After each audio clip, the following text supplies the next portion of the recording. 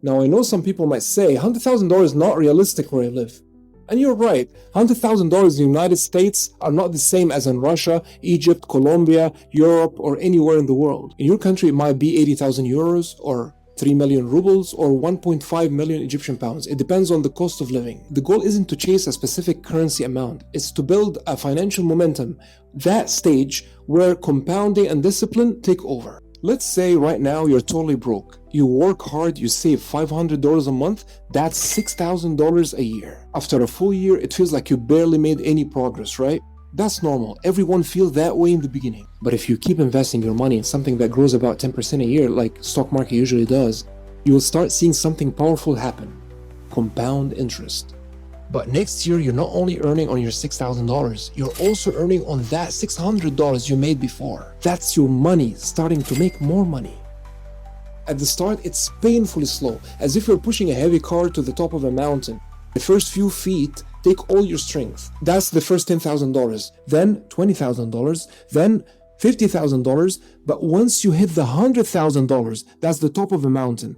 Things start moving fast. Because if you have $100,000 invested and it grows by 10%, you make $10,000 doing absolutely nothing. It's kind of like getting 2 months of salary without lifting a finger. At $200,000, that becomes $20,000.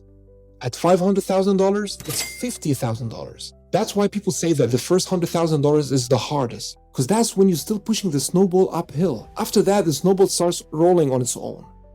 But here's the thing that most people miss. You will never reach your first $100,000 if you don't stop wasting your money on things that give you zero return. If you're truly serious about hitting that number faster, you've got to cut unnecessary expenses. And trust me, you will be surprised how fast you can save. Cancel the subscriptions you barely use. And I know you're gonna hate me, but stop buying that $6 coffee every morning. Quit cigarettes and alcohol. They literally burn your money. And don't rush to buy a fancy car you can't afford. Skip the expensive dinners and eat at home. It's healthier and way cheaper. You know, even the small habits like impulse shopping or buying new clothes every week, they all slow you down. If you just redirect that wasted money toward investing, you will hit your first $100,000 years earlier than you think. And here's the true magic. Once you hit that first milestone, everything changes. And instead of you working for the money, it will be working for you. So if you're in that early stage, I don't want you to get discouraged. Stay focused and cut the waste.